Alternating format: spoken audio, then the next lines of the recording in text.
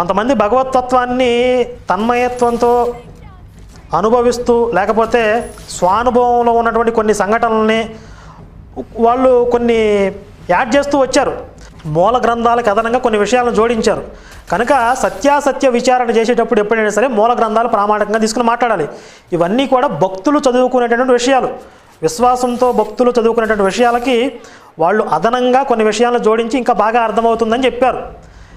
అప్పుడు మీరు బయట నుంచి వచ్చి కరెక్టా కాదని టెస్ట్ చేసేటప్పుడు మీరు మూల గ్రంథాలు తీసుకుని మాట్లాడండి అని చెప్పాను. నేను మళ్ళీ చెప్తున్నాను.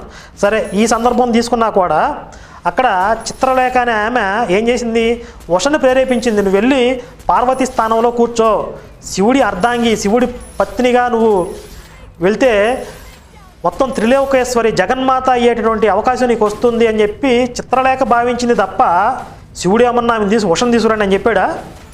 దీన్ని కూడా తీసుకొచ్చి విమర్శించడమేనా ఇంకా?